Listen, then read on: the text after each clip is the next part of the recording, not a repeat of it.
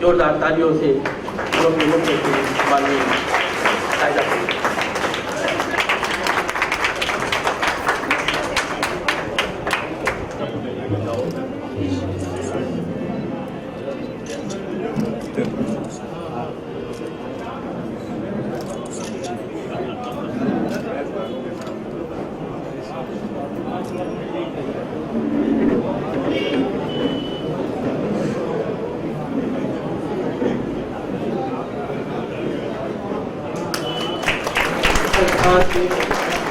रहे हैं और इन्हें 30,000 की स्कॉलरशिप दी जा रही है।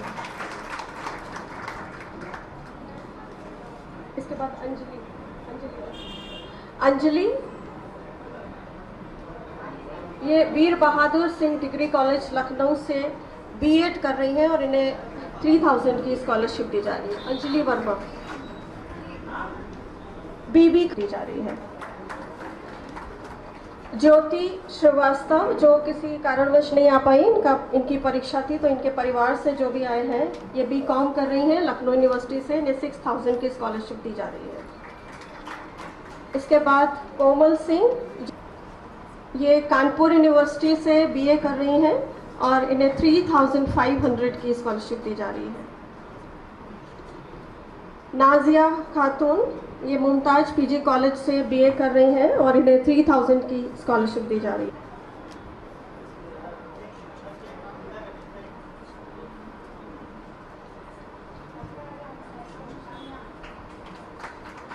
स्वाति सिंह ही कोई व्यक्ति कल्पना कर सकता है, तो मैंने कहा कि भले ही मुझे फीवर हो लेकिन मैं कार्यक्रम में निश्चित रूप से भाग लेकर ही मैं दिल्ली जाऊंगा।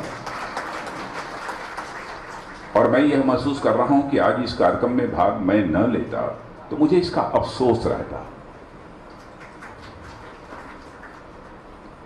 डॉक्टर सरोजनी जी को बोलते हुए भी मैंने सुना है, इनके फेशियल एक्सप्रेशन को भी मैं पढ़ रहा था, इनके चेहरे को भी मैं पढ़ रहा था। जब से मैं आया हूं तब से मैं देख रहा था,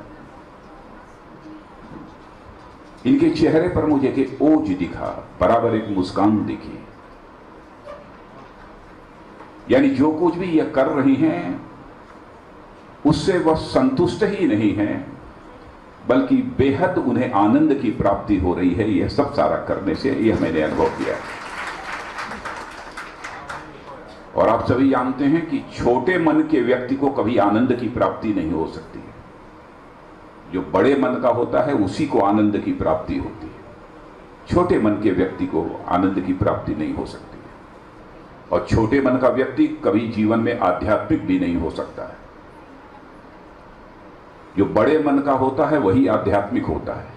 मंदिर में जाकर पूजा करके, मस्जिद में जाकर इबादत करके, गिरजाघर में जाकर सिजदा करके कोई आध्यात्मिक अपने को कहलाने की कोशिश करे तो मैं समझता हूं कि यह अध्यात्म के साथ न्याय नहीं होगा। वह एक इसका अंग है, इसे मैं मानता हूं, लेकिन अध्यात्म इस शब्द के साथ न्याय नहीं होगा।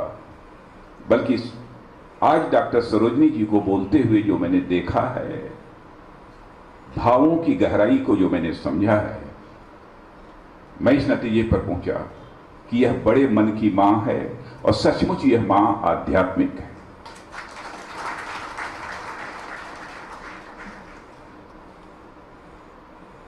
और जीवन में एक संकल्प लेने के बाद अपनी बेटी नहीं रही, सारी बेटियां मेरी ही बेटी हैं, यह भाव अपने अंदर जगाना यह दैवी कृपा से ही होता है, केवल व्यक्ति की साधना से ही संभव नहीं है। दैवी कृपा से भी होता है। तो इनके ऊपर दैवी कृपा भी है। कितना बड़ा काम इन्होंने संभाला है। और इस समय आप देख रहे हैं कि हमारी केंद्र की सरकार और हमारे प्रधानमंत्री श्री नरेंद्र मोदी जी ने भी कुछ सामाजिक सरोकारों से जुड़े हुए भी काम हाथ में लिए हैं। वैसे कोई भी सरकार हो, सरकारों का काम विशेष रूप से यही होता है कि सामाजिक, आर्थिक और और जो कुछ ऐसे सामरिक, ऐसे सब सारी चीजों से तो सरकारों का सरोकार होता है, लेकिन सामाजिक कार्यों से सरोकार नहीं होता है। लेकिन मैं कह सकता हूं कि भारत के इतिहास में पहली बार अपने राजनीतिक, सामाजिक और सामरिक दायित्वों का निर्वहन करने के साथ साथ एक केंद्र में एक ऐसी सरकार आई है जो अपने सामाजिक सरोकारों का भी निर्वाह कर रही है। स्वच्छता अभियान राष्ट्रीय अभियान स्वच्छता को लेकर चलाया गया। मैं समझता हूं किसी सरकार के द्वारा अभियान चलाया जाए और बराबर उसकी तरफ जितना हो सके प्रयत्न किया जाए, सरकार के स्तर पर भी समाज को भी मोटिवेट करने की कोशिश की जाए, ऐसा बहुत कम देखने को मिलता है। बेटी बचाओ बेटी पढ़ाओ, यह भी अभियान आपने देखा होगा कि केंद्र की सरकार ने, हमारे प्रधानमंत्री जी ने कितनी किस भाव से इस अभियान को भी अपने हाथ में लिया है। अब लोग तो अपने मोबाइल से SMS करते हैं, बेटी बचाओ बेटी पढ़ाओ, संदेश देते हैं इस संबंध में एक दूसरे को। यह सब सारी चीजें पहली बार हो रही हैं और इसे मैं विडंबना मानता हूं कि भारत एक ऐसा देश है जहां पर कि जेंडर रेशियो, लिंग का अनुपात जो बैलेंस्ड होना चाहिए, संतुलित होना चाहिए, वो संतुलित नहीं है। दुनिया के देशों को देखें जो देश संपन्न माने जाते हैं, Scandinavian countries, Norway, Denmark, Sweden आदि आदि यह जो कंट्रीज हैं, वहां पर जेंडर रेशियो, लिंग अनुपात यह बहुत ही संतुलित है। इसलिए यह सारे के सारे देश संपन्न हैं। लेकिन जहां पर जेंडर रेशियो संतुलित नहीं है, मैं दावे के साथ कह सकता हूं कि वह समाज और वह देश कभी संपन्न समृद्धशाली नहीं बन सकता है। मैं समझता हूं कि भारत को भी यदि हमको संपन्न बनाना है, समृद्धशाली बनाना है, तो जेंडर रेशियो को भी हमको संतुलित करना होगा और इसीलिए सरकार ने भी इस काम को चलाया है। और लोग पहले कहते थे कि लड़कियां ये पराया धन है, दूसरे की धन है। आज हमारे घर पैदा हुई हैं लेकिन दूसरे की यह संपत्ति है, वहां चली जाएंगी, पराया धन कहते थे। लेकिन आप जानते हैं कि पुरुष एक व्यक्ति का संरक्षक हो सकता है, सेवक हो सकता है, लेकिन घर की जो महिला होती है, जो मां होती है, पूरे परिवार की संरक्षक होती है, पूरे परिवार की सेवक होती है।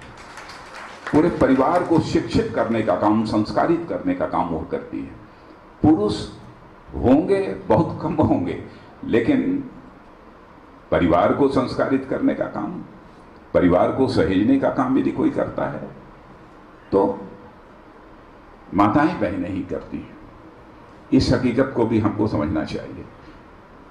और भारत की महिलाओं का भी जहां तक प्रश्न है, एक से एक करिश्माई काम अंतर्राष्ट्रीय जगत में उनके द्वारा आपको जो हो रहे हैं वह समाचार पत्रों में और इलेक्ट्रॉनिक चैनल्स पर आपको देखने को मिलते होंगे। एक से एक काम, बड़ी बड़ी कंपनियों की CEO महिलाएं हैं, भारत की रहने वाली हैं। भारत की वह सब सारी बेटियां, हरियाणा की रहने वाली कल्पना चावला तो अंतरिक्ष तक पहुंच गई। वो भारत की रहने वाली हरियाणा की ही वो बेटी थी जो कि अंतरिक्ष तक पहुंच गई। वो किसी से पीछे नहीं है। और मैं तो देख रहा हूं कि सेना में भी, पैरामिलिट्री फोर्सेस में भी, अर्धसैनिक बल में भी, पुलिस में भी महिलाएं बहुत ही अपनी अहम, प्रभावी और फ्रूटफुल, फलदायी भूमिका का वो निर्वाह कर रही है। बहुत ही अभी यूनियन पब्लिक सर्विस कमीशन की परीक्षा हुई थी, जिसमें कि IAS के जो लड़के होते हैं जिनका चयन इंडियन एडमिनिस्ट्रेटिव सर्विसेज में होता है, तो आपने देखा होगा कि टॉप की 3 यदि कोई है तो लड़कियां ही टॉप की 3 में आए। और टॉप 5 में भी आप देखेंगे तो टॉप 5 में भी 1 लड़का 4 लड़कियां हैं। तो ज्यादा कुछ नहीं कहना चाहता हूं, मैं कुछ देर तक रहता लेकिन मेरी मजबूरी यह थी कि अभी कई कार्यक्रम भी लगे हैं और उसके बाद मुझे दिल्ली भी जाना है। अभी देखा आपने तुरंत बहुत बाहर से गवर्नर साहब का टेलीफोन था, बहुत आवश्यक बात थी, उस निमित्त भी हमको जाना है। इसीलिए थोड़ा सा मैंने जल्दबाजी की है, नहीं तो मैं रुकना चाहता। मैं सुन रहा था जब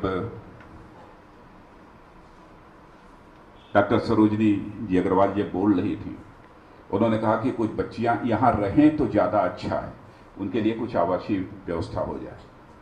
तो हमारे दिवाकर जी बैठे हैं, क्या हाल है कह, मुझे नहीं मालूम है, वही जानते हैं। नहीं, ज्यादा नहीं है, इन्होंने केवल 12 लाख रुपए की बात कही।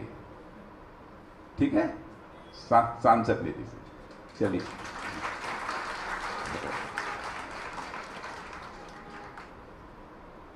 क्योंकि जब उन्होंने परमिशन दे दिया तो मैंने मान लिया कि हो जाएगा।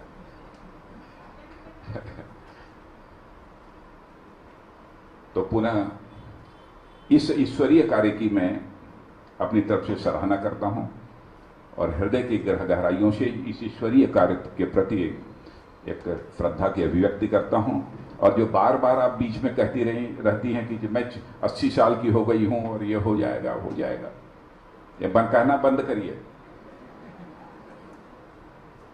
आप जानती हैं कि कलयुग की मर्यादित आयु 125 साल की होती है।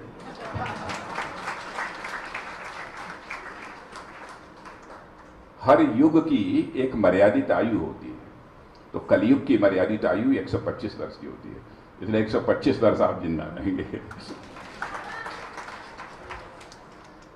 इस अवसर पर इससे ज्यादा कुछ न कहते हुए मैं लखनऊ वासियों से विशेष रूप से अपील करना चाहता हूं, कितने पवित्र,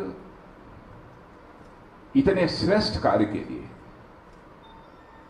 50 पैसे, रुपया, 10 रुपया, 20 रुपया, 25 रुपया, 50 रुपया, 100 रुपया, 1000,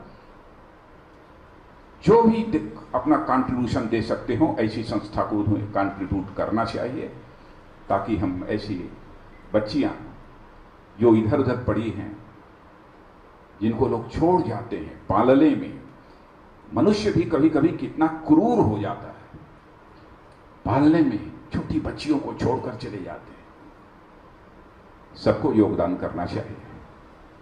मैं समझता हूं कि पुण्य का कुछ न कुछ अंश सभी को प्राप्त होगा, जो भी जिस भाव से इसमें अपना योगदान करेगा। इसलिए पुनः मेरी हार्दिक शुभकामनाएं हैं और मैं ईश्वर से यही प्रार्थना करता हूं कि हमारी आदरणीय डॉक्टर सरोजनी अग्रवाल जी एकदम बिल्कुल 125 से एक दिन भी कम नहीं, एक दिन भी कम नहीं तक रहें और निरंतर यह मनीषा मंदिर उत्तरोत्तर आगे बढ़ता रहे और ऐसी बच्चियों की वह सेवा करता रहे। और जिस बेटी के नाम पर, मनीषा के नाम पर इस संस्थान का नाम रखा गया है, अब वो हमारे बीच नहीं है, लेकिन इन्हीं बेटियों की तरह वो भी बेटी है। यही डॉक्टर सरोजनी जी ने माना है। उस बेटी की भी, वो बेटी भी पुण्य आत्मा है, वो बेटी भी पुण्य आत्मा होगी, तभी जाकर उसके नाम पर इतनी बड़ी संस्था यहां पर खड़ी हो पाएगी। वो भी पुण्य आत्मा है। तो मैं तो यह मानता हूं कि सचमुच वह सूक्ष्म से जाकर विराट में वह मिल गई है, इसलिए बड़े में उसने भी सोचा होगा, इसीलिए जो मनीषा की को इतने इस मनीषा मंदिर की स्थापना हुई है। इसलिए इस अवसर पर इससे ज्यादा कुछ न कहते हुए मैं आप सभी के सहयोग की अपेक्षा करते हुए और पुनः आदरणीय डॉक्टर सरोजनी अग्रवाल जी के प्रति हृदय की गहराइयों से सम्मान की अभिव्यक्ति करते हुए अपना निवेदन समाप्त करता हूं।